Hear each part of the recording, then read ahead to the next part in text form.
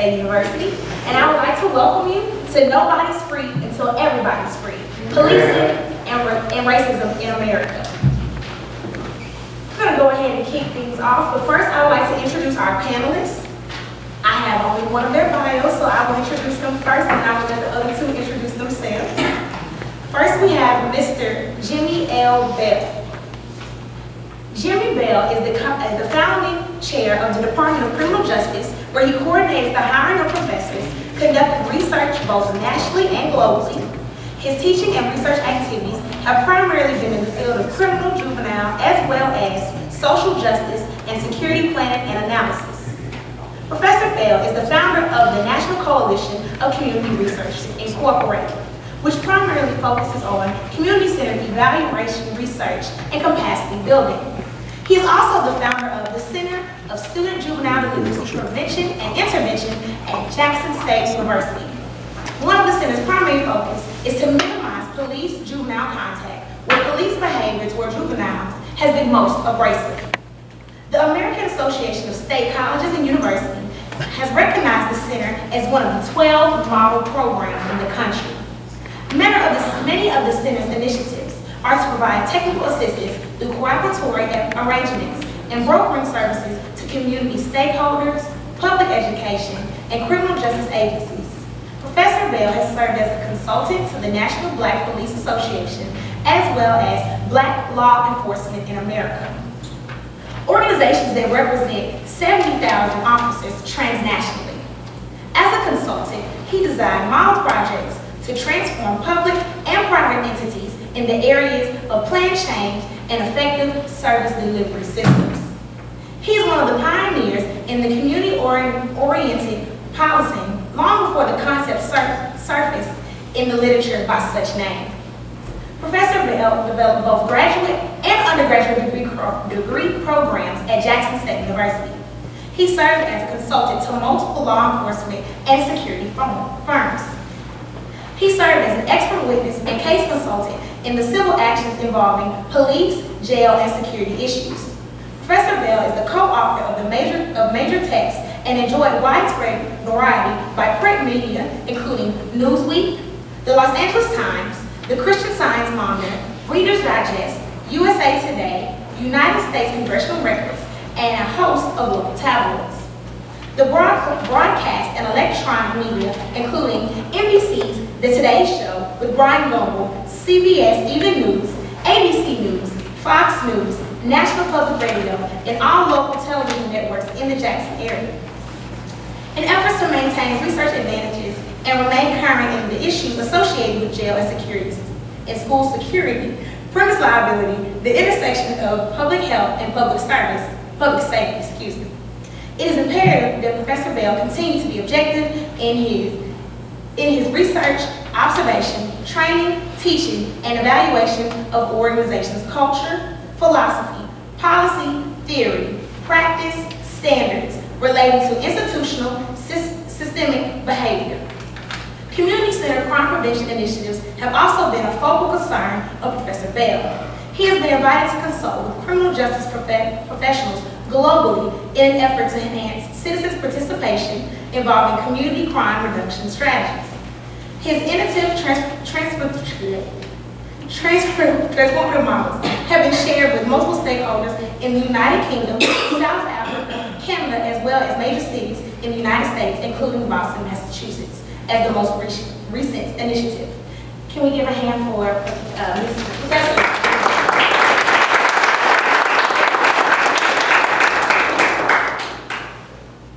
Next, we will have Mr. Lumumba. Good evening. Good evening. I will be brief in my introduction of myself. One, because my bio is far less impressive than Professor Bell. But also, there's things you often forget that you've been a part of. But I am a member of the Malcolm X grassroots movement for self-determination and self-defense. Right. I am an attorney with Lumumba and Associates, where we deal with a number of cases of police-involved deaths. And also, I'm a member of Cooperation Jackson, where we look to find means by which we can infuse economic justice in communities, and specifically Jackson, by which we're trying to develop mechanisms of cooperative businesses where workers own those businesses. Workers can dictate how they labor and what the fruits of their labor will be. So just happy to be here at the COFO Center, happy to be here at the Fannie Institute in this symposium. You know, I often tell people that I'm not a part of just the Democratic Party, right? I'm a part of the Freedom Democratic Party. And you have to know something about Fannie Lou Hamer to know exactly what that means, okay? So I'm happy to be here and happy to be a part of this discussion.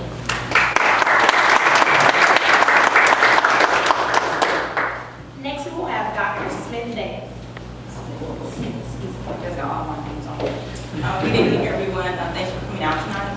My name is Lenise Smith, and I'm a professor of political science here at Jackson State.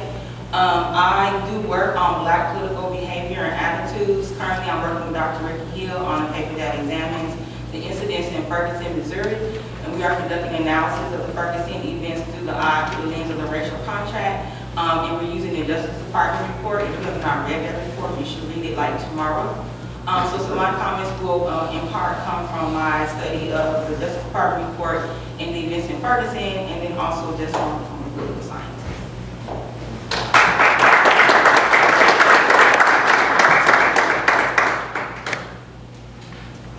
As panelists, you all come from different backgrounds. We have a sociologist, we have a political scientist, and an activist. If you could please give me your initial thoughts on the topic of policing and racism in America, we would greatly appreciate it. And we can start with Dr. Smith. Okay, so my comments on opening comments about police racism and policing in the United States is, and I've been thinking about this a lot lately because we just keep having incidents every single day. It seems like it doesn't matter whether you're old, young, male, female, and now even white.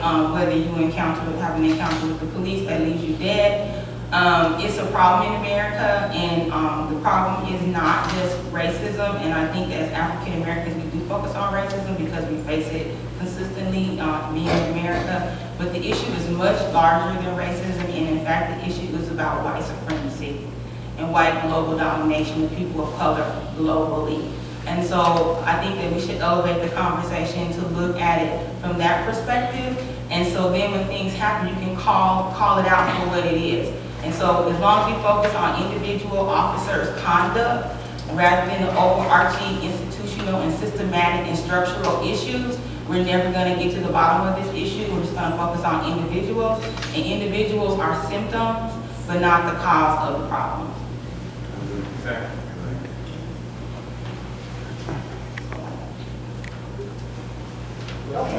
Skip to me? Okay. I think I can answer this question and get us out of here sometime this time tomorrow. You know, first of all, I would agree with what the sister just shared with us. And I would just add to that, you know, the criminal justice system in its entirety is out of hand. And you really do have to have a greater perspective of where we are with our criminal justice system, to have an understanding of where we are with police brutality, and that's far beyond just an issue of race, right? That is an issue. You have just as many black officers who will abuse young black men and women as you would white officers, right? But where we are in this country at this time with our criminal justice system is that it is the most prevalent industry going, right? What you have historically is you had the decline of certain industries in our country, such as the auto industry, right? I'm originally from Detroit, and what you had with the auto industry, you had corporations put profits over people, and they went more to robotics, right? Instead of giving all those union workers shorter work weeks, right? They decided to lay them off and go with those robots, right? But what they forgot is that robots don't buy cars. Right? And so some of the people that they laid off are some of the very, the most loyal individuals to that industry, right? And so what the country has to do when major industry like that fails is find other mechanisms and other means by which to make the economy flow, right? And so you now look at what we got as the criminal justice system. And many of you in this room now, what the criminal justice system looks like today didn't look like that when you grew up, right? Now it employs everybody. First of all, you got the lawyers, right? You got the judges, right? The criminal justice system employs your city police, your county police, your state police, your federal police, your secret police who watch the secret police, right? And all of these people are dependent upon this criminal justice system. So honestly, if crime stopped tomorrow, the economy would crash. Right. The economy would crash because we have made ourselves dependent upon it, right? And if you have such a prevalent portion of your economy, which is based and thrives off of incarcerating people, right? Incarcerating people, then what is necessary to make that flow, right? Violence. You have to have people to put in prison, right? You have to criminalize, more things and things that ultimately you have a thriving drug industry that you sell all these the panacea to all of your problems, right? But at the same time, you incarcerate people at a tremendous level, right?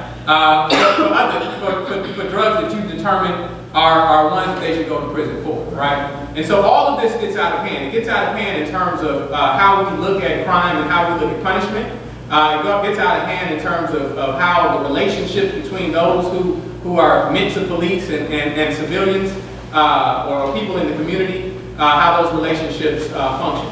And so we have to get a control of this, and we have to educate ourselves that we don't just need reformation of our criminal justice system. We need transformation, right? We need to completely throw it all out and restart and rethink, how we look at these things. Rethink how we look at the issue of policing, right? Rethink, those relationships and also the understanding of how you deal with crime, right? Crime isn't, you can't out-police crime, right? That's not a possibility, right? If you don't do anything to address the conditions which led to someone being, on that corner in the first place, right? You can arrest somebody by 6 o'clock and have somebody in their place by 7, right?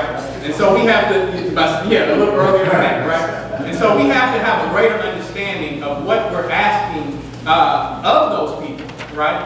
That we're asking people to police. So we have to have a greater understanding of our community and what's taking place within it. I couldn't agree more with both of the panelists spoken before me. First of all, I'd just like to say that criminal justice system is a misnomer. No such creature. It really isn't. When you look at the connotation of systems, you look at some interrelated and well-structured parts working together. This does not happen in America between courts, between corrections, between police, and all of the other aspects of the so-called criminal justice system. So it's really not a system. But what it is, it's a form of capitalism. It's a form of making money. If you look at the origins of the police in America, police developed out of what is called a slave patrol. Right. That's the beginning of your police in America, especially in the Southern Territory. In the Northern one, they became the night watch to protect the property of the Northerners. So it has been a capitalistic endeavor from its very inception. And we have to understand that. And when you fast forward from back when the slave patrol was in the 1800s and to today, you look at the capitalistic system really at its height. When we're talking about it, both of our panelists talked about the incarceration rates. Everybody's written about it.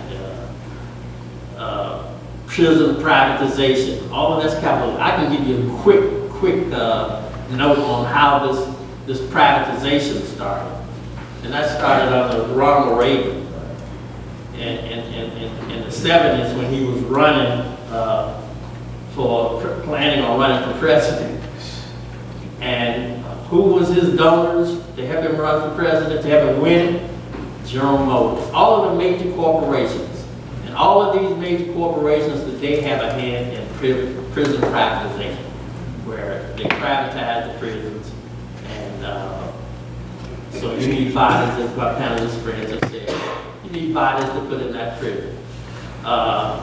So I'd rather take questions, but that's just the police. Okay, Tamir Rice, that's why we don't like the police. Okay, I could name names for about an hour just from the last year of police killings, right? So, and Chris Christie came out the other day and said Black Lives Matter is creating an environment that's hostile to police and encouraging people to kill police, and here are people chanting fried pigs like bacon. Well, if you live in our community, you would understand why we are hostile towards the police, because they are hostile towards us. Period. Have been. Patty rollers, okay? Initially set out to capture us and return us to slavery, to bondage. Now they beat us and kill us, and they return us to bondage in jail, and basically debtors' prisons, when they fine you and give you tickets and fees and warrants and court costs and electronic maintenance costs, and then if you get caught up on a drug court, you gotta take drug tests every week, you got to pay for that, you gotta pay for your home monitoring system, and everything has to be paid for. Just like you said, it's all about money, right? And so the way that's different between police and communities is directly related to police's behavior in these communities, and the fact that they will never acknowledge what they are doing. In all of these shootings, has anyone ever said, you know what, police, maybe we should check ourselves and find out something to do better. You know what, maybe we did use excessive force. Maybe that was a little brutal. That girl, she was brutalized in her classroom in front of her peers.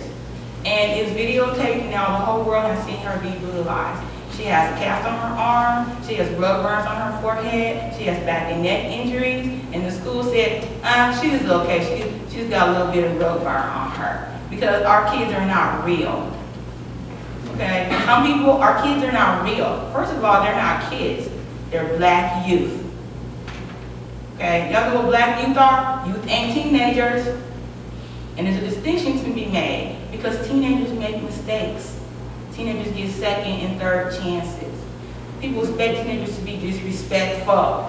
Anybody here got teenagers or raised teenagers? Besides me? Have they always listened to everything that you tell them to do? Okay, even if you strike the fear of God into your kids, and most mamas have struck the fear of God into their children, your teenager will still not do what you tell them to do. Okay? They are oppositional. They're teenagers. That's what they do. They get on your nerves. They live in your house. They get all your goods and services. And they disrespect you.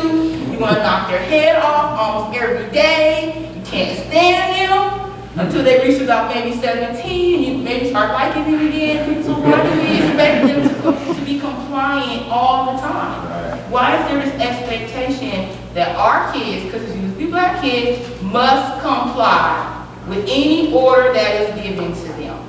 And personally, I just don't agree with that, and unfortunately, maybe sometimes unfortunately, I let my son make choices because I believe in natural consequences. So if you run and cross the room and trip, you're gonna bump your head. I can tell you start running all day, but until you fall and knock your head, then you're like, you know what, I probably should start running in the house. Yep, told you. Okay, so the wedge between the police and the community is wide. It is growing wider because there's always acknowledgement of the tough job that police have to do, but there's never acknowledgement of the mistakes that they make on their part.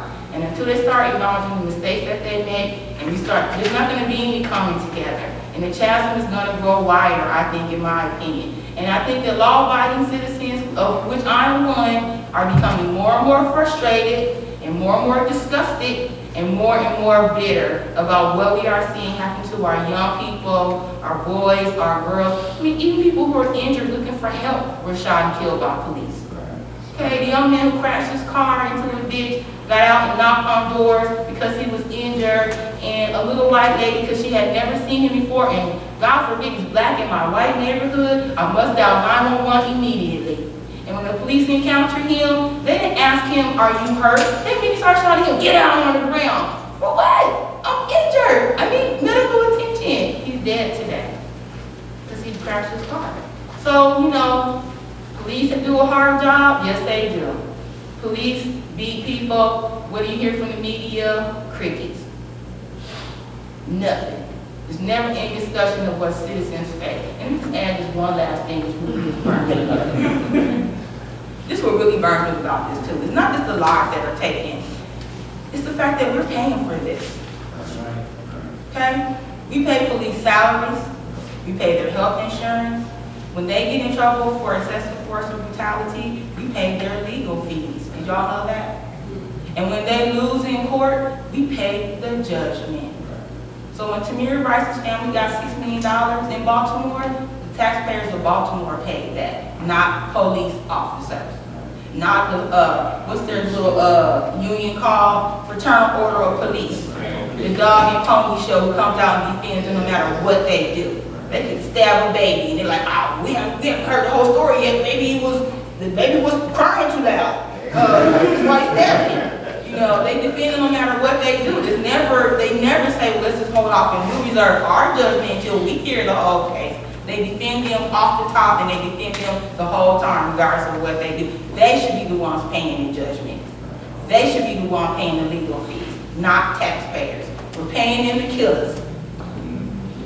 That's all I got.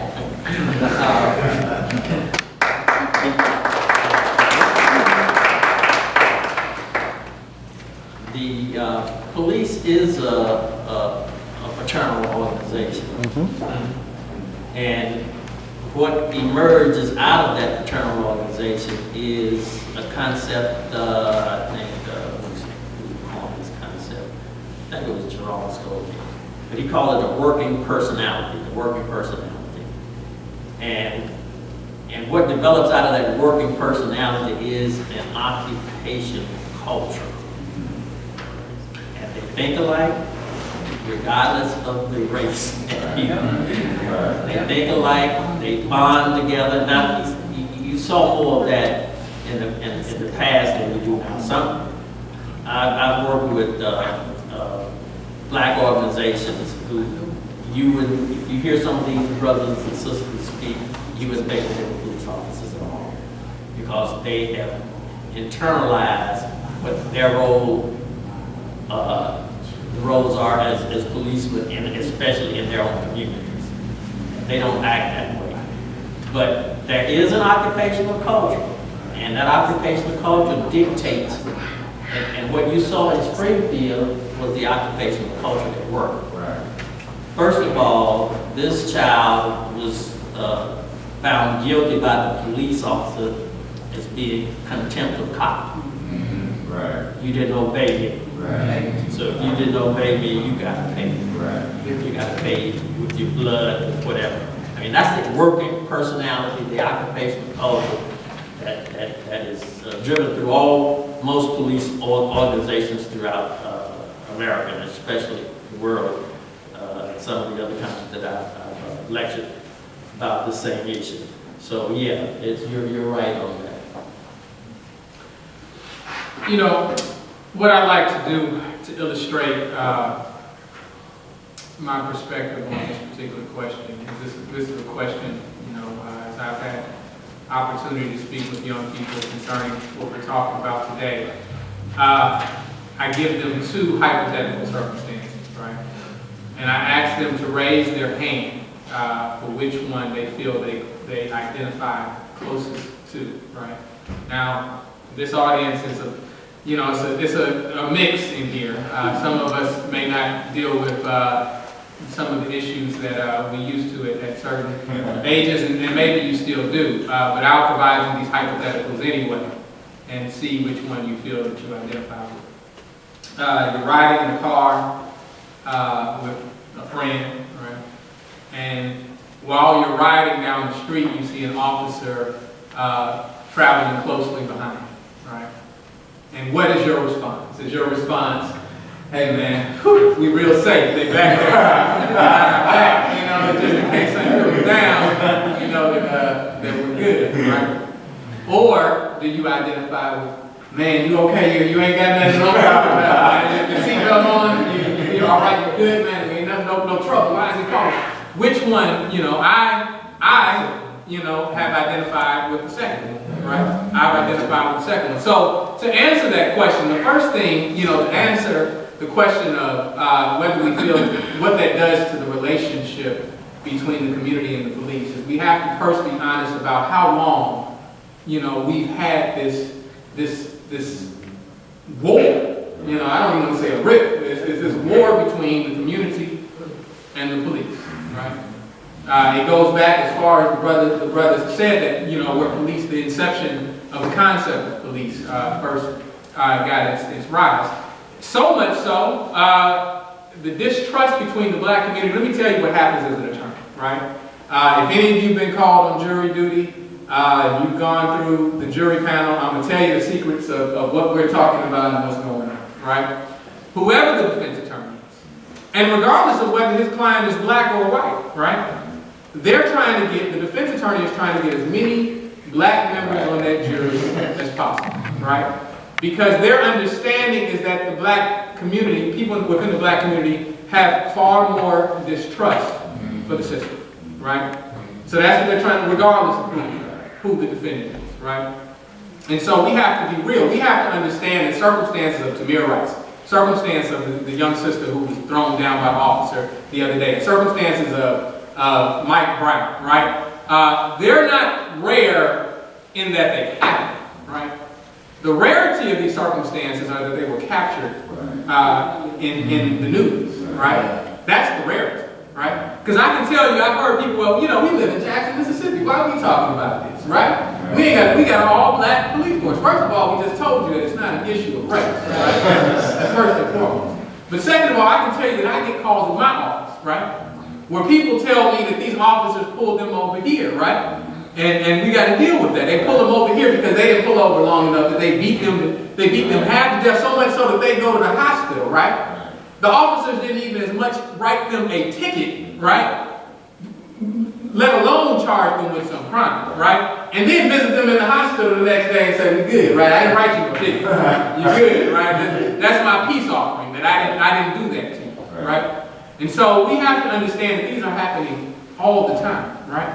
And what's the nuance of this is that we're just becoming more aware. It's not an epidemic that is just starting.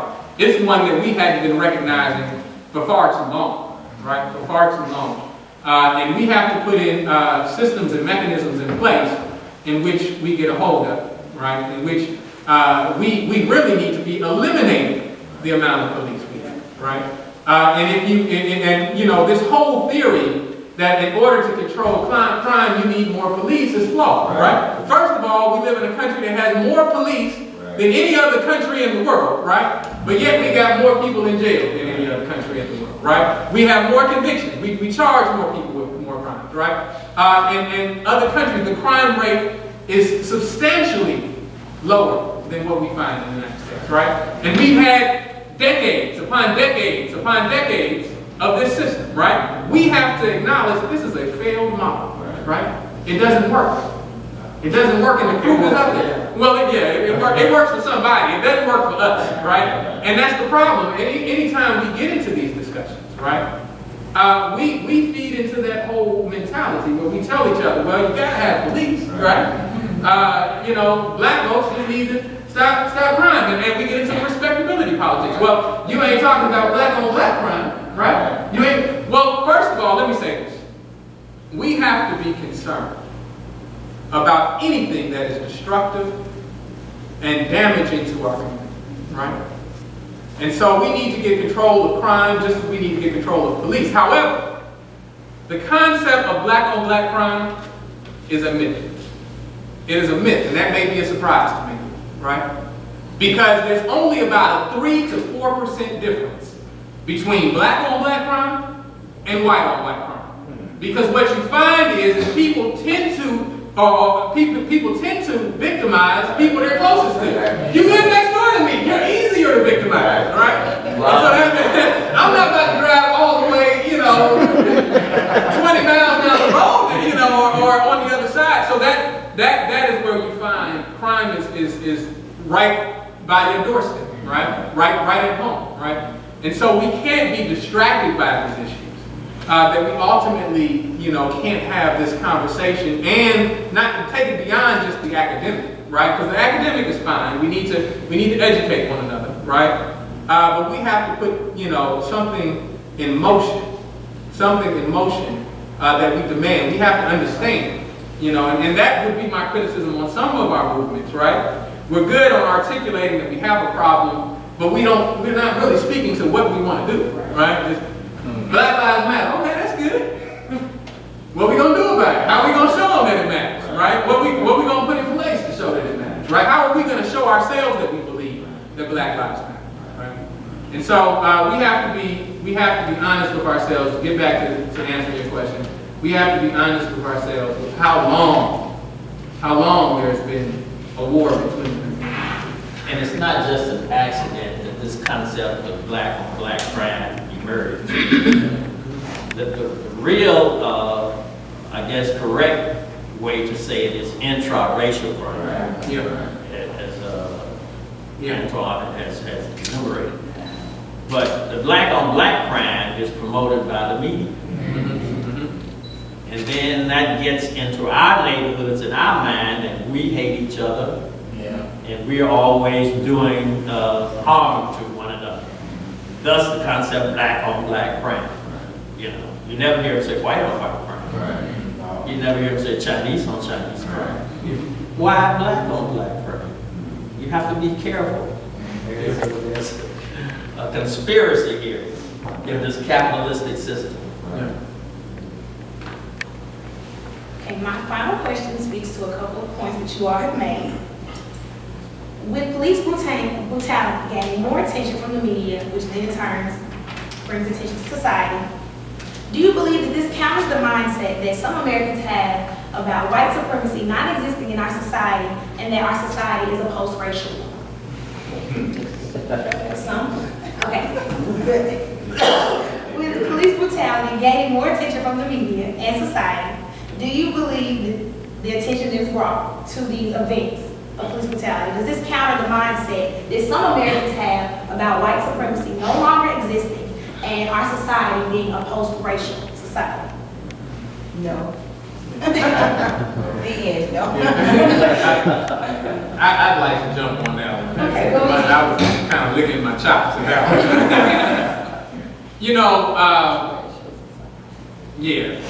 I don't even know what that is. Just yet.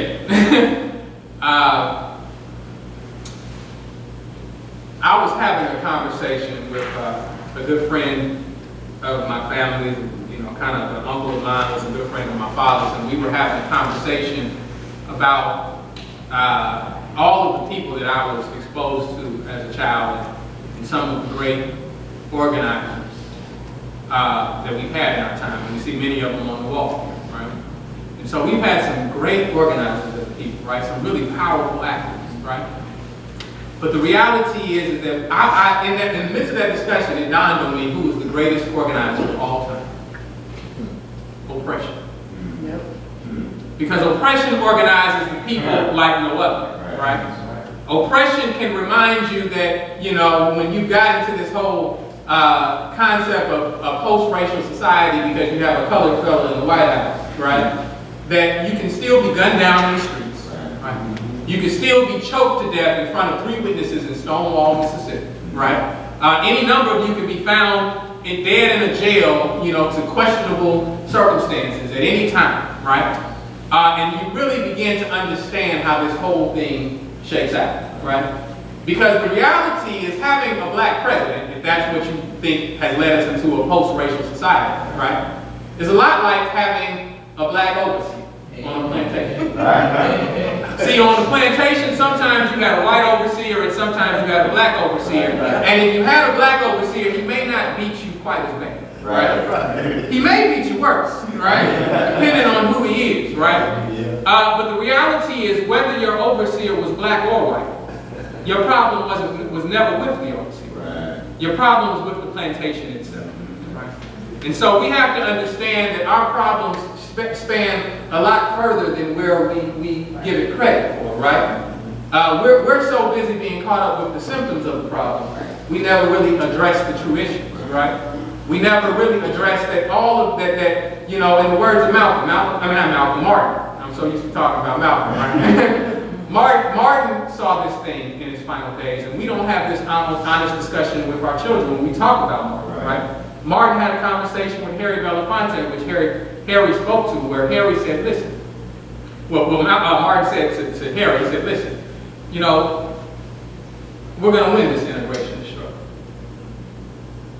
But I'm beginning to wonder if we're not integrating into a burning house.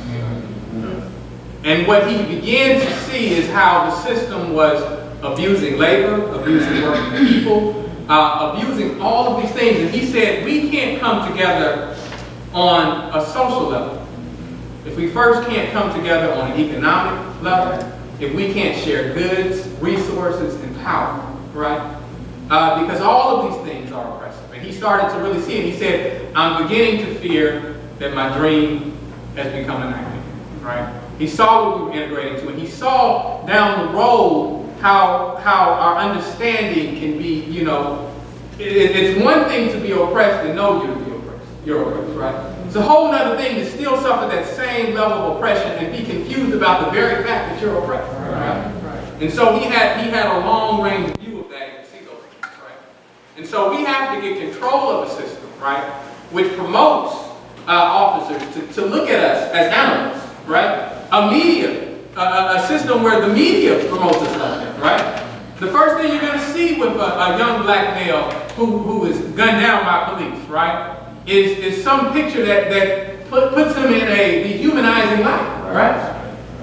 They're hoping that they find a mugshot, right? They don't look for the college graduation picture, right? They don't look for his high school graduation picture. They look for that as the image to say, and you know, when I was in school, one thing that one of my political science classes, I love our wonderful, you know, political science professors, right? We talked about the mentality that is necessary to kill and to victimize. And the psychology of it is that you have to take the human characteristics out of a person, right? One, that's how we were able to be enslaved. We were told that we were less than human beings, right? You have to take that out of the equation so that your moral compass isn't shaken up too much as you do the things that you do to these people, right? And so we have a media that is constantly feeding images of this is who our children are. This is who they are. They're all criminals. Crime isn't unique to black people, right? Crime, wherever you find high poverty, you find crime. That's whether you're in Jackson or whether you're in Palestine, right? Wherever you find high poverty, you find high crime. And instead of addressing the issues of dealing with the material needs and concerns of the people, right, we try to give crime a face, right? And then we send people out there to police that face, right? So they look at you. You look like the criminal. Right. You look like who they're telling me is the criminal. You look like the people I see on TV every day, right? No crime apparently happens in Madison County or Rankin County, right? Only in Jackson, right? But when I get to the courtrooms, right, that's not the picture I see, right? When I'm representing somebody for a drive-by in Madison, why didn't this make the news, right? Where was that story, right? Was it too far to go, right? And so we have to understand that it is systemic. It is systemic, right? And it's multifaceted, and we cannot look to approach this thing only in terms of the symptoms of it, right? We can't just put a bandage on. We got to go to the root cause of where everything starts. Crime is socially and legally defined. There's no certain definition of crime. Standard definition. Yeah. The rule of law. Those who rule make the law. That's right. Yeah. And when we're so focused on black crime and crime in the black community. This in the literature is called visible street crimes. That's only one category of crimes, and there are 4 others. The most devastating of all crimes in America is corporate crime. Right. Yeah. You never hear that in the media. You never hear that. can't go to the FBI and say, give me the stats on corporate crimes and how many they don't keep, or at least they don't share with us. But they keep them every day on rapes, murder, robbery, and the so-called visible street crimes. And then you got political crimes, you got organized crimes, you got so many different types of crime. But I preface that by saying crime is socially and legally defined. And the people in power define what crime is. They define the crimes, but they break the laws and they make the laws too. Absolutely. So, they do that too. I want to talk a little bit about the economic system that criminal justice is. And so, Charles Mills writes a book called The Racial Contract. And in The Racial Contract, it's sort of a riff off of Carol Payton's book, The Sexual Contract. And both of them are lodged in the social contract theory of political philosophy. So in the social contract theory, you have philosophers like Rousseau and Hobbes and Mill and Kant who talk about human beings being in a state of nature. And in the state of nature, everyone is born free and everyone has a right to what they can keep. That's Hobbes. So if you have a cow and in the state of nature and I want your cow and you can't keep me from getting your cow, then you can't have that cow. Because in the state of nature, if you can't keep it, it's not yours. And so in the state of nature, as Hobbes says, it's war of all against all. And life is nasty, brutish, and short. And so what humans decided to do was leave the state of nature and enter into compacts and create governments. And governments in which all men, not women, are created equal and have certain inalienable rights, and government exists by the consent of the governed. Okay, that's classical social contract theory. Racial contract theory, so the social contract is what Mills calls the ideal social contract. The racial contract is the non-ideal social contract. And it's non-ideal because it's unspoken and has written itself out of existence. It's like the joke that the greatest joke the devil ever played on people was to make them believe that he doesn't exist, right? So the idea that the racial contract exists is one of the hidden transcripts, and no one ever talks about it. So while we talk about racism and black-on-black crime, we never talk about white supremacy. We never talk about political and social domination and subordination of people of color, but the racial contract does. So Charles Mills says that the racial contract is an agreement among whites to dominate, subordinate, and appropriate the lives, body, wealth, and lands of people of color. And then they use Western philosophy to normalize, justify, and naturalize this domination and appropriation. And then they make the contract invisible. So you sound crazy when you even talk about it. But it exists. It's real. And in this racial contract, all whites are signatories, whether by choice or by tacit approval. And black people are not, people of color are not, because the contract, he says, is between persons, not sub-persons. Sub-persons, subhumans cannot be party to the contract. That means all people of color cannot be party to the contract. And in the racial contract, whites are differentially privileged vis-a-vis people of color. They have certain rights and responsibilities that we do not have. You can't do things to white people that you can do to people of color. And we all know that, that's true, right? And the reason why is because of the belief in the biological inferiority and the biological superiority of whites. And that is the basis of all racism that we see in America. Because there are people who believe to their core, they might not ever say it, that we are biologically inferior. And because so, slavery was good for us. Who's over living in shacks in hot ass Africa, running around shaking our butts, doing nothing, till the white man showed up and said, hey, you need a job, don't you? We said, sure. We came over here, we worked for free for all these years. And then once we got done building up all this crap, they dispossessed us of everything, couldn't own none of it. Okay? And then they stick the police on us. According to the racial contract, the police are the enforcement arm of the racial contract. So when you say the system is broken, it's not.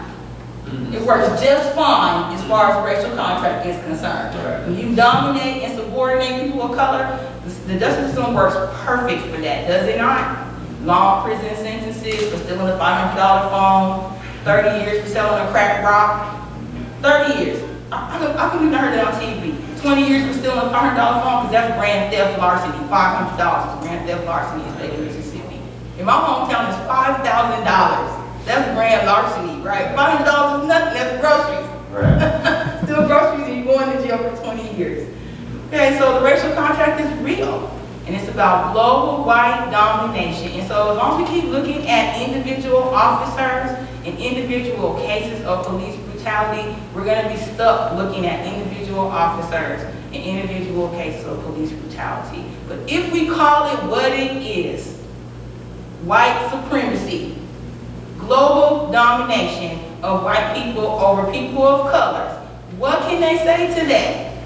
How can you argue against that?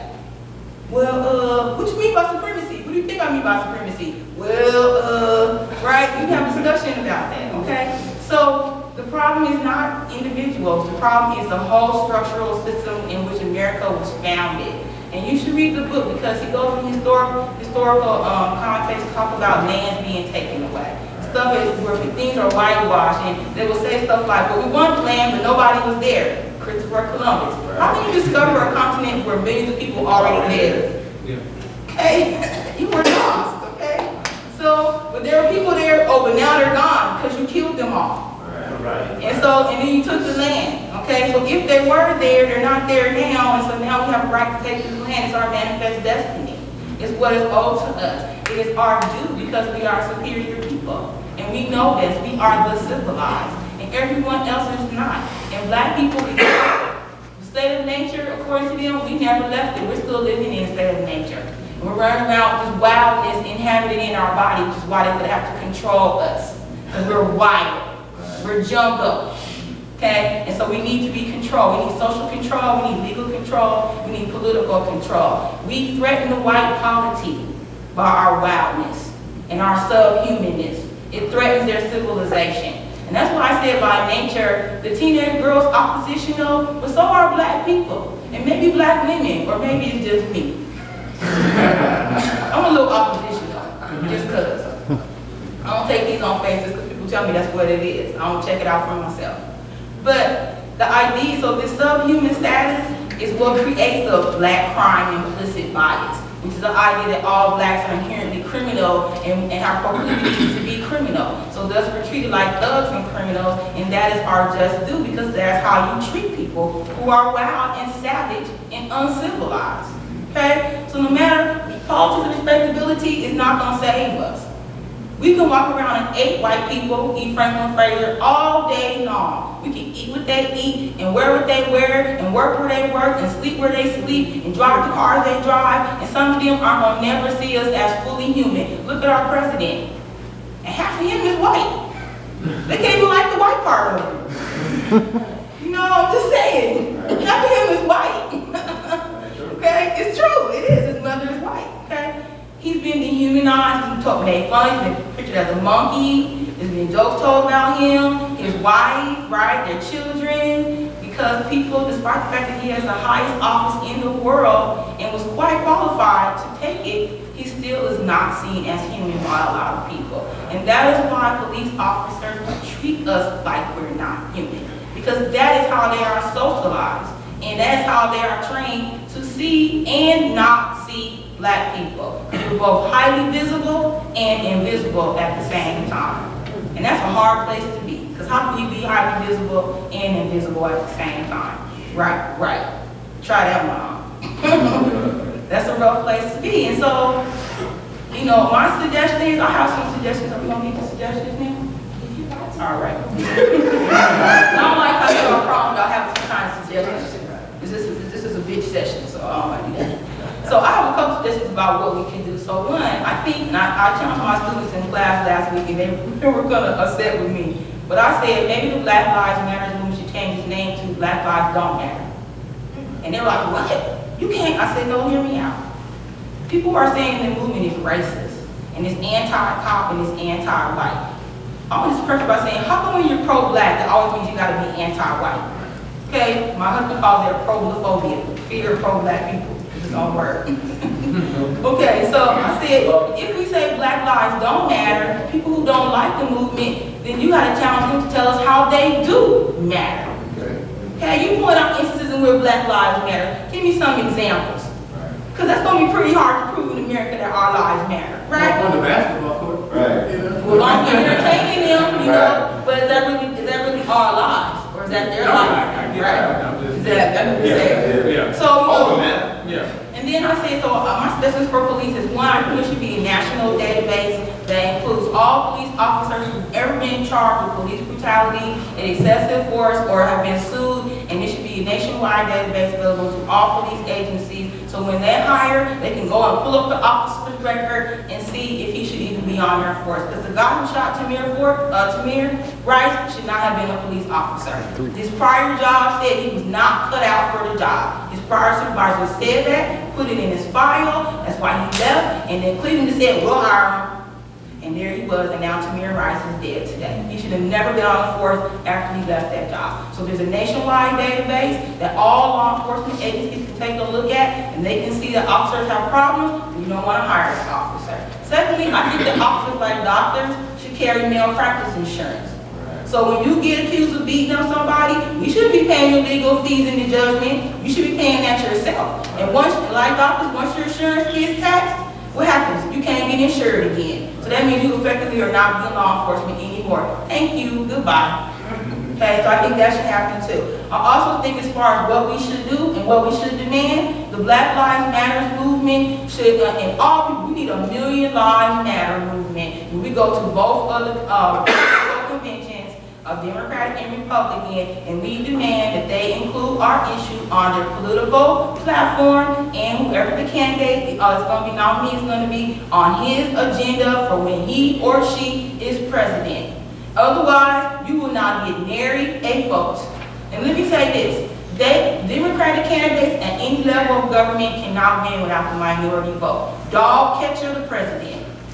If black and brown people don't vote, Democratic candidates can't win, because whites are evenly split between the Democratic and Republican Party, and the highest any Democratic candidate ever got of the white vote was 48%, Jimmy Carter. So our 25–30% is what puts Democratic candidates over the top and allows them to win. We need to be very politically savvy with those votes.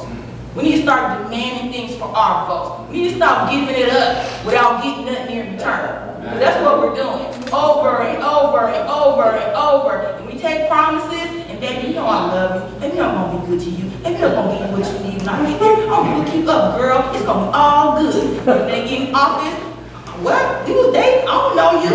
You can't get a call back, can't get no phone numbers. Unfriended you on Facebook, you don't even know your name anymore. That's how we've been treated by the Democratic.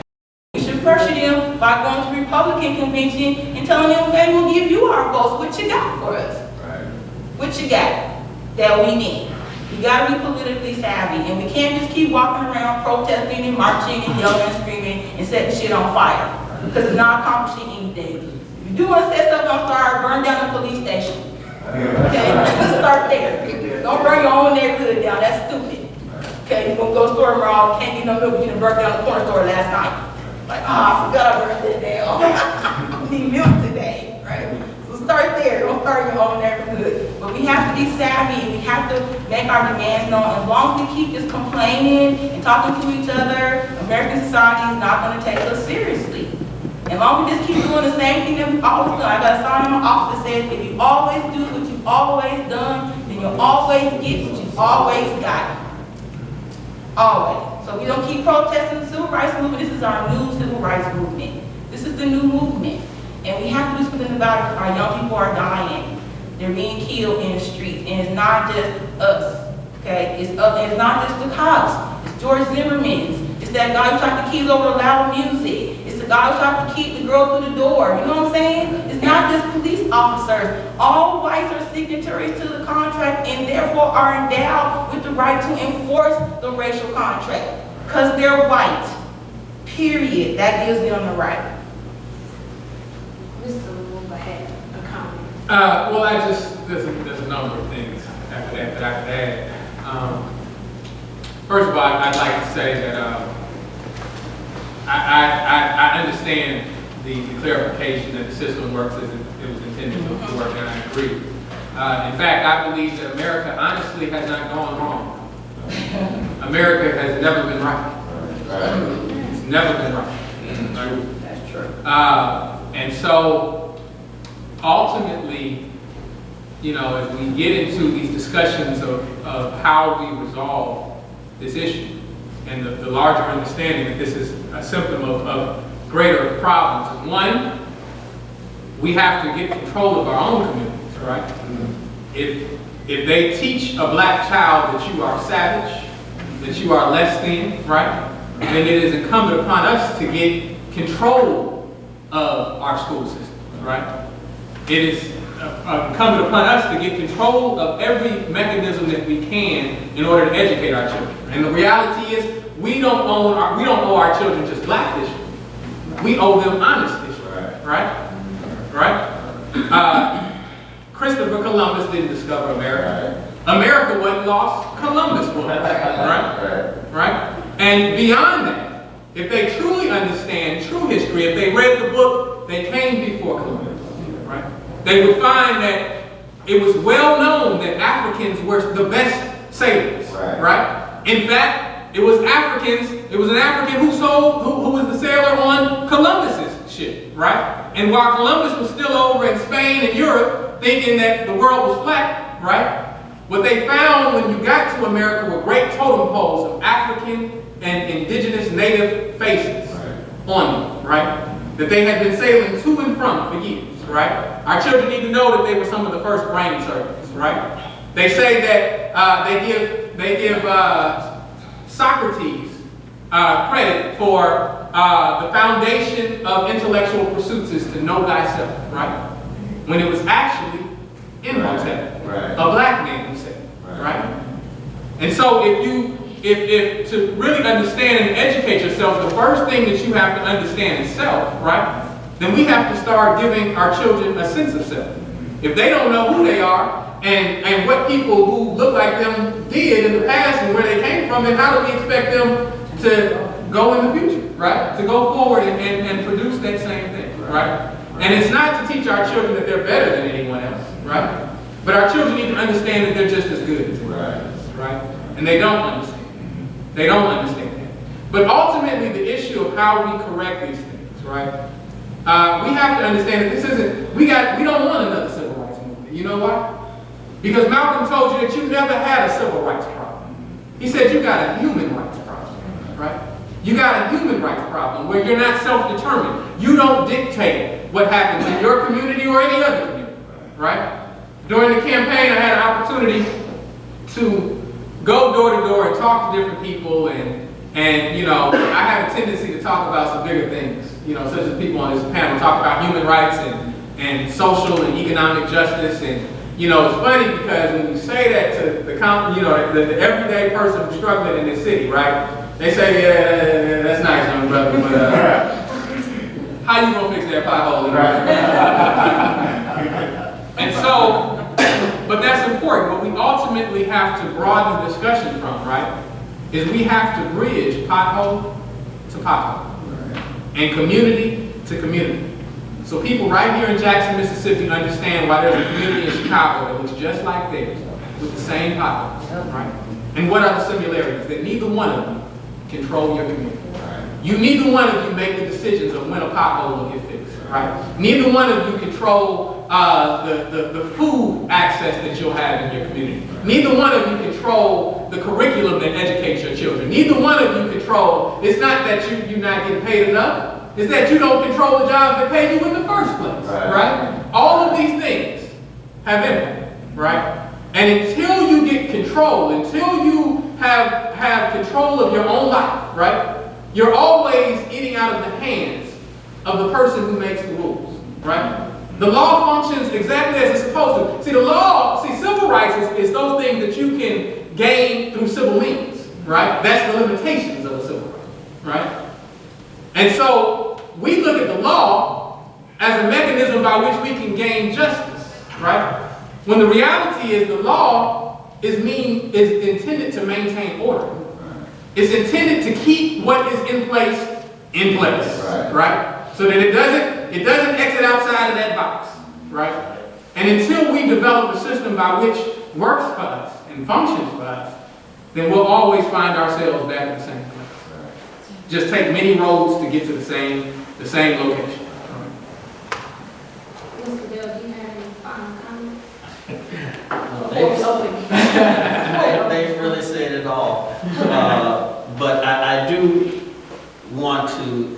police express that even though we've talked a lot of gloom and doom, there is hope. And ask yourself, why is it that you in the community can't have input into who becomes a police officer in your community? I mean, you can make it possible to have an advisory capacity to the selection of recruiting police officers in your community. But nobody wants to take that upon themselves to do it. Most of them don't know it. I was invited to New York to a forum similar to this, and when I made that recommendation, the people in that community of Mount Vernon, New York, was just shocked to know that they could actually do that. But we just have to do the things that we can do. Now, since the Kerner Commission, back in the mid-60s, and the Kerner Commission was to look at, you know, what went wrong with so-called all the riots in America. And what they found was that the police was at the bottom of all of the riots in this country. They did something that precipitated those riots. And there have been numerous of good recommendations that came out of that Kerner report, that came out of a lot of reports. But the problem is we never act on them. The people in political leadership and government, they don't act on them. They do just the opposite. So if we just act on some of those recommendations, I mean, there are plenty out there. I think somebody referenced the 21st century report on Ferguson that came out of the president's office. Yeah. I mean, those are some positive recommendations, and there have been many out there. I have been trying for 40, 50 years to work with this police department of Jackson, Mississippi. Trust me. And the occupational culture is so strict, so strong, that they don't want to hear it. They do not want to hear it. And so, but let's not give up hope. You can elect the people who will make a difference.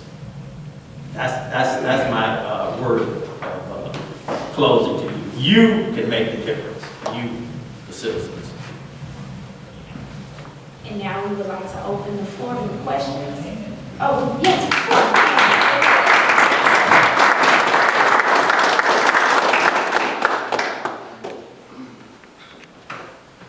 Yes, sir. Could you, so much, this last thing about structuring, how the police department looks.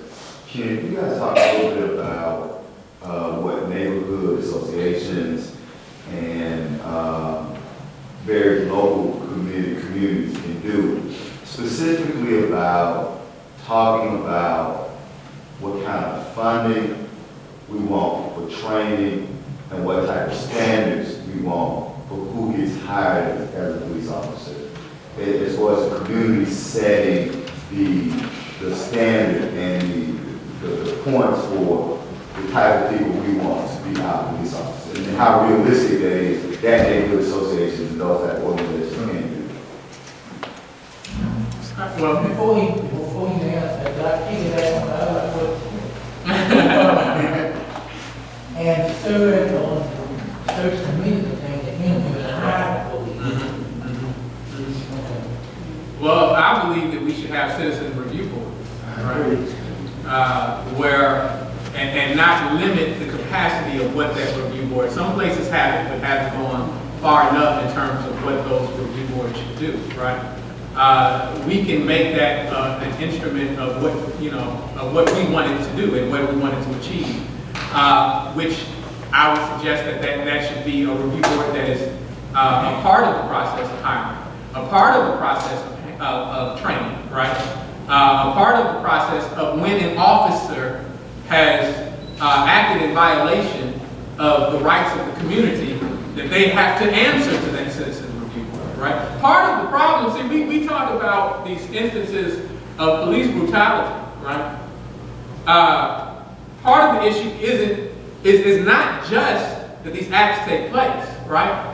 But it's the aftermath of after these acts take place, no prosecution takes place, right? There's no accountability to what takes place, right? And so we need to take that out of the hands of the current decision makers, right? Often, I think it's last time I looked at it, like 98% of the country, and it may have decreased now, maybe not, right? Of the country's prosecutors, right, don't look like human beings, right?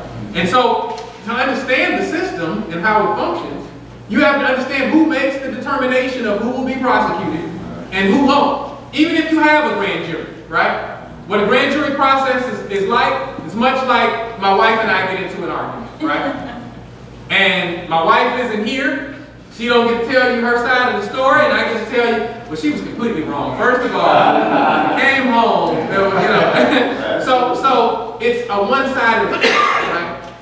And the grand majority of cases which are brought before a grand jury are indicted, right? And so we're finding these circumstances where these prosecutors are not getting indictments and not really seeking indictments, right? Because they're gaming the system. Yeah, or not even pursuing indictments against these grand They juries. bring the officer in to testify. That's not supposed to be right. So exactly, my client doesn't get to, my clients don't get the opportunity to come and tell the grand jury their side of the story. Cross-examining him.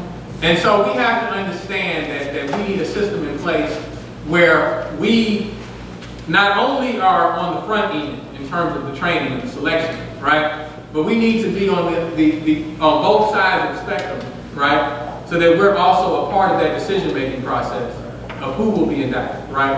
I believe in California, they've made some change to, officer-involved shootings and taking it out of the grand jury's hands. And I really haven't investigated that enough to tell you that's a positive thing or not, because I don't know all of the details about that. Maybe one of my co-panelists are more familiar with that particular change.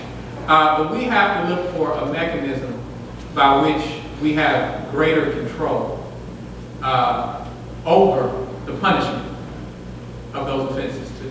Because that, that can have an impact of whether an officer takes the suggestion of a city. If this is just a board that can tell you, well, we want you to be nice, right? But it has no real ability or power to impact you once you get that job, right? Then it's really just a ceremonial thing, right? It's a ceremonial thing. Holding police officers accountable for what they do will change their behavior. The problem is they're never held accountable. Never. And very rare. But you have to be in a position to make them accountable. To make the process and the rules that will hold them accountable. And that means you got to control your community and your government. I just want to make a comment about holding police accountable. I think the majority of our community are afraid to even talk about accountability of the police for fear of retaliation. Because they say, well, who gonna be there when they pull me over on the side of the road and ain't nobody around? And I've been down there talking about accountability. What's gonna happen to me when they see me out there on the road and pull me over? Right. See what I'm saying? So I think it's that fear of the police retaliating against most people while we don't hold them accountable. Now, what we found, we have a little small organization called the Concerned Citizens, where we're at. We were able to stop roadblocks. We got racist cops out of our community because we called in the sheriff and demanded that they stop the roadblocks because it was tantamount to harassment. Once we brought that up, that they could be charged with harassment, we kind of considered that. So we were able to get the roadblocks out, We got the racist cops out of the community. We saw huge change in the community. Now this was a black sheriff. Now, when it came election time for him to be re-elected, we didn't go out and vote him back in. So now we got to deal with a white sheriff coming back in. Where is this? So, Jasper County. Oh, And so we're planning on doing the You got some same people thing. thinking. We're planning on doing the same thing to the next sheriff that comes in. When before he take office, we will request that he come before the concerned citizens. And we will let him know that we're not going to tolerate that type of policing in our community. If they persist on doing it, we will file charges against them with the Attorney General's office and with the Justice Department. And that's what we will do if we have to do it. But usually when you let them know you're not going to tolerate it, they won't mess with you. You know, what you just said reminded me of a show that my son and I watched on Soul of the South, DC Breakdown. You know that show comes on Soul of the South News. It's a political talk show, and the lady had a black ex-SWAT. He wasn't a commander, but he was pretty high in the SWAT organization. And he worked for SWAT for a long time. And now he does some more community policing. He's working on, stopping police brutality and what you're talking about in black neighborhoods and stuff in the neighborhoods. But he was just telling a story about working as SWAT. And he said that, so we know when 9/11 happened that local police departments were sort of redeployed to fight terrorism. And that's why they were given lots of military equipment. So in Ferguson, you saw the tanks and their toys, they had to just roll them out. And all that stuff was supposed to be fighting for terrorism. Well, we haven't had any terrorist attacks, right, in our cities. And so all this equipment is just sitting around, and they have these specialized trained op teams who are just coming to work and sitting around all day and not doing anything. And so the commander said, well, you know what, we're going to redeploy this equipment, and we're going to start going into the inner city, and we're going to go after drug kingpins. So they use the law to redefine who a drug kingpin is, which is not the local doughboy in your community who supplies all the little corner boys. That's not a kingpin. The kingpin is a guy who's bringing it in, right? The kilos and pounds on the boats and the planes and all that. So they changed the law to make who a kingpin could be, and then they started going in there with their tanks and knocking down doors and using all this equipment on people. So he said that they would use these flashbang grenades, and when you go into a house, you throw them in, and it just causes chaos. He said there would be children in there. He said that once children are exposed to that, he said it's immediate PTSD for them. They're never gonna get over that experience. That there's children in there. So he said to his boss, can't we find another way to do this? Why are we taking this equipment to these communities? We know these communities are not drug kingpin communities. We know where the drugs are in the white neighborhoods. Why are we not going out to the white neighborhoods and doing this? And he said, and the guy said to me, we can't go out to those neighborhoods and do this. Those people know judges and lawyers. They will call on us and they will shut our unit down tomorrow. So they go where they're allowed to go. And they use that equipment on people where, that's when they get the least amount of resistance. They choose the most vulnerable, the most dispossessed, the poorest, right? Those without connections to do anything to change the system, and then they terrorize them and then they retaliate.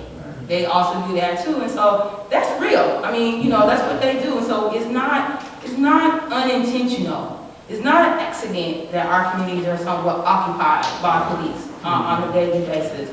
When I was in undergrad, I did a study of my white colleagues, my cohort in my classes. I went to a large university, predominantly white. And so my research, I was interested in occupied neighborhoods. And there was a little survey in this book that I was reading, so I just adapted it and I gave it to the students. And I remember two of the questions were, on a daily basis, how often do you see a police officer in your neighborhood?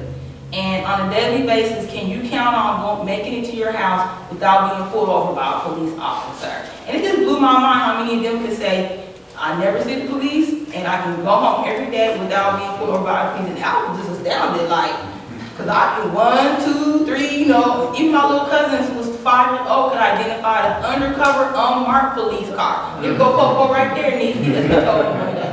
Unmarked police car rolling, even a 5-year-old could tell, right? That's how frequently they will be in the community. And so it makes me happy to hear that you guys were able to stand firm and push back against them and stop some of those practices.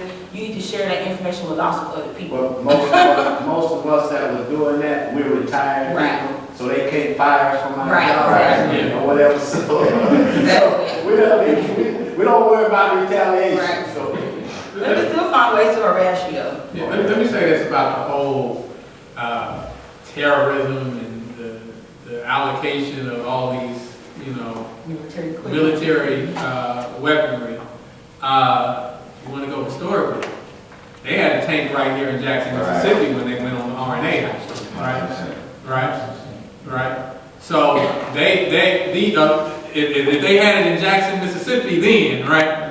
You better believe that they got it everywhere now, right? So if they have military equipment, then they see it as a war, right? Right. Why don't our people see it as a Right. war, right? So I just had to speak to that. I had to speak to that military. I'm sorry. Go ahead. No, go ahead, because I had explained. We were making connections between corporate capitalist machines, policing, and all three of you said a bit of this, and I just want to put it out there for perspective and have you speak to it. The statistic itself doesn't actually exist, because I've gone through the census, I've talked to various schools of business, and so what I had to do was I had to go through the data I'm going to give you, I had to kind of individually piece together. So it's probably a 5 to 6% mean score on where I am with the numbers. But with the last census data, when I can look at who's employed, where they're employed, how they're employed, approximately less than 20% of African Americans who are employed by African Americans. That means that approximately greater than 80% of African Americans are employed by somebody else. We can't feed ourselves. If you can't feed yourself, you can't determine how you get educated. If you can't determine how you can get educated, then you can't engage the political system of the laws. And so in solution, right, self-determination, I guess, how do we include the discussion of, and I'll use this term, and then you guys give me another, because I know the term I'm going to use is not palatable to the majority of the black people. But the only term I know that really encompasses is black nationalism. Now, but that scares. But my question is, when you're talking about this kind of control, it has to be economic control, and getting people to understand where you spend your money, with whom you spend your money, gives you the economic base to have a political, we're standing in a center that needed money to be funded.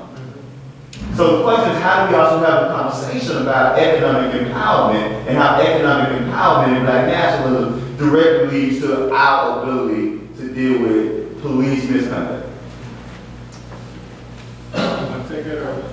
Well, I mean, it goes to being able to, know people, like the white people. They knew lawyers and doctors, and they knew, they know business owners and such. And so, I mean, the idea of self-help and racial uplift is definitely not new in the African American community.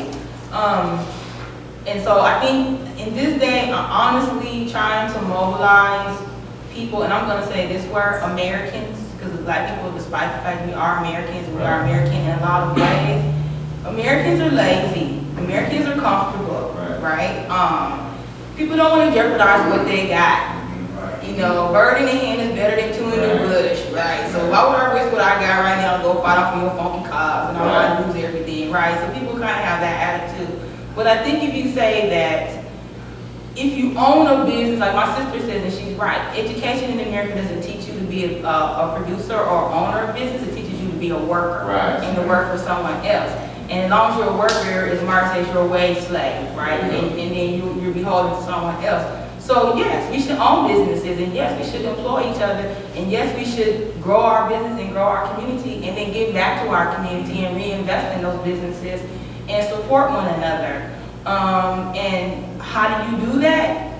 We gotta start young. We gotta start right there with her, right there. And we gotta tell her, when you grow up, you're not gonna work for somebody. You're gonna own your own business. You're gonna hire some of your friends to come work for you too.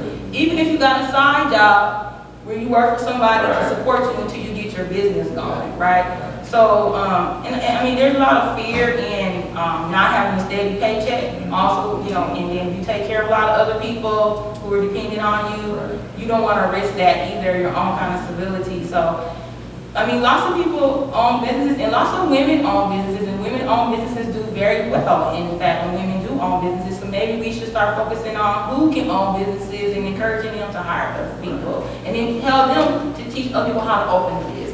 And the internet is very democratic and it's democratized a whole lot of things, and owning a business is one of those things. So if you can do a business, you don't need a brick and mortar store, you can have a virtual store, and you can still do your business, goods or services. That's probably a good way to start. It's less risky, it takes less money, and then you can go into something bigger, and then over time, we have a community of business owners who participate in the communities where they live and where they grew up, and they give back to those communities, and the communities give back to them. There's a model in Africa, in Uganda, there's this university called Mountain to the Moon University, and it's a college that is totally community owned and operated.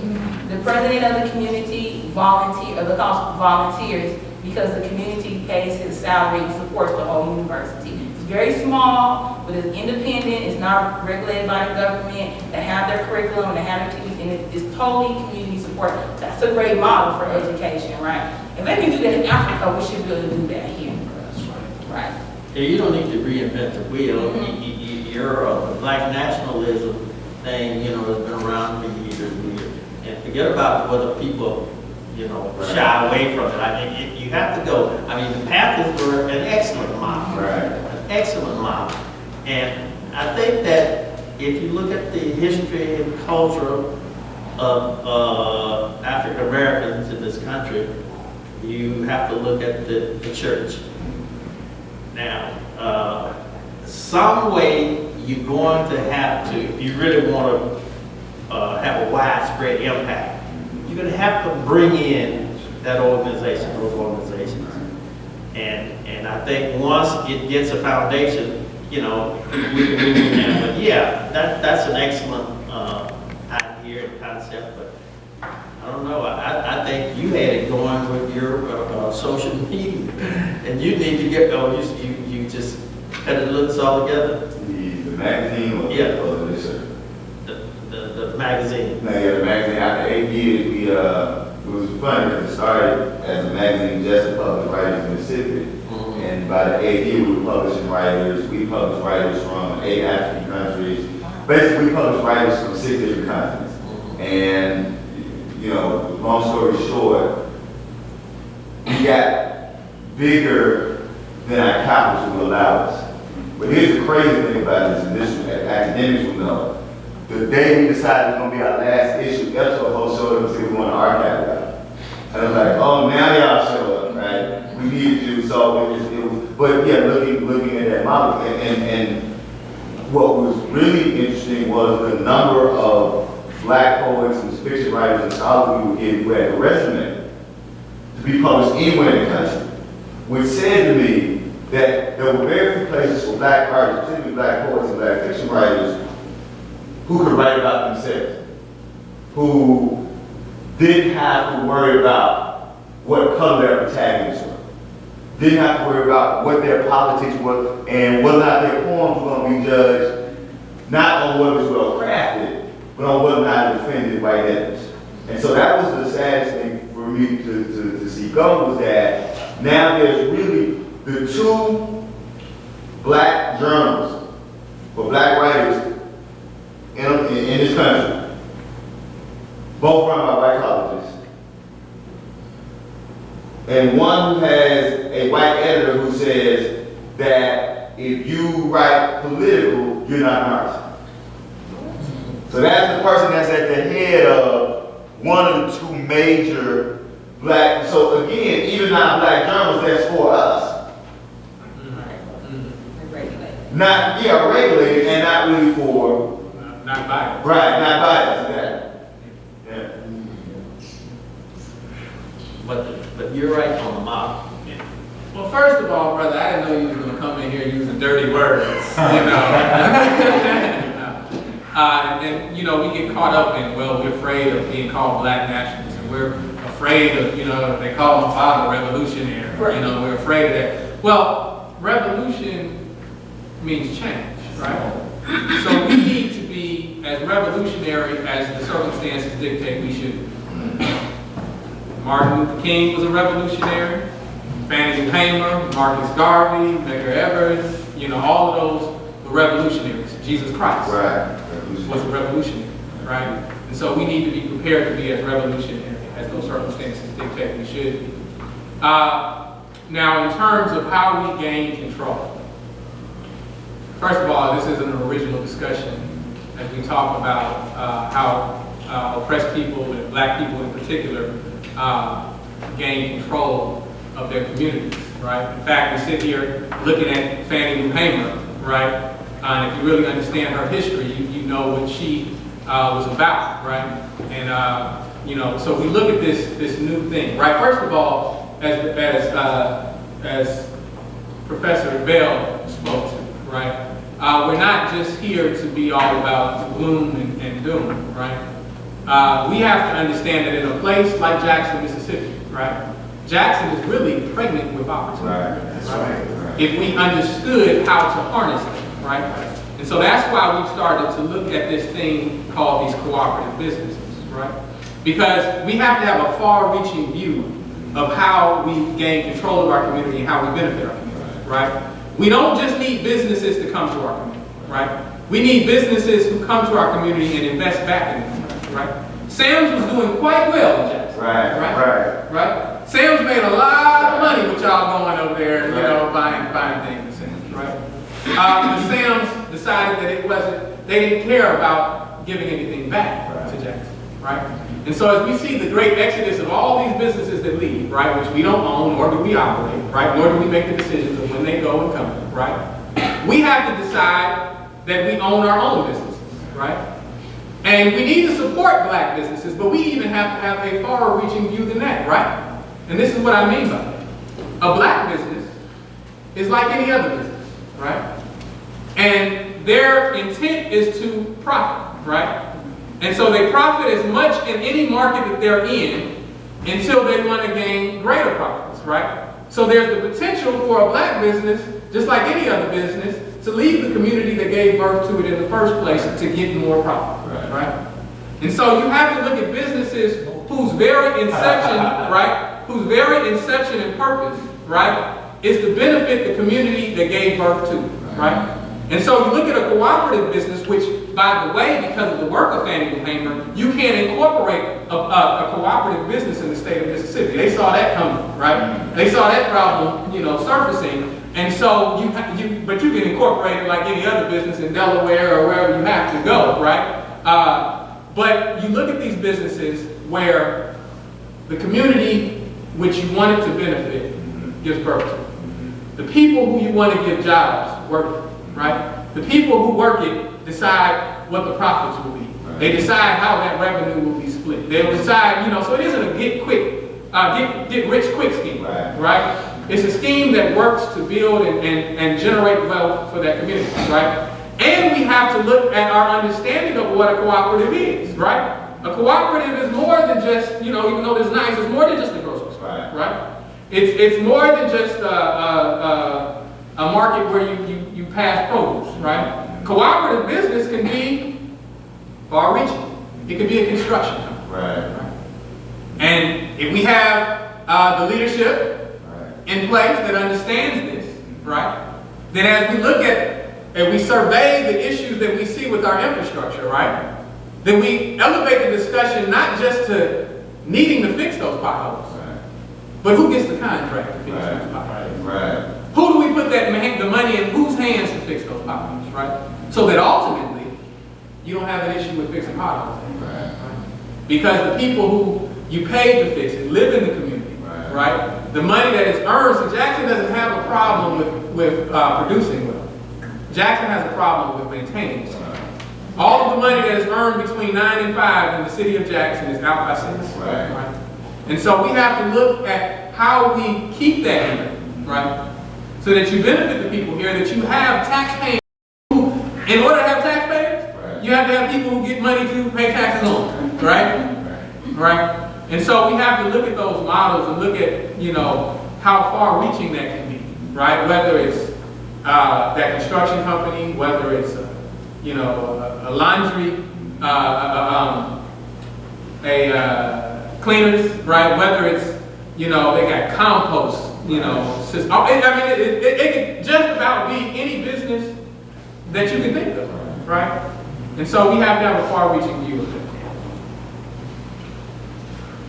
Are there any more questions from the floor? Well, let's give our panelists one more round of applause.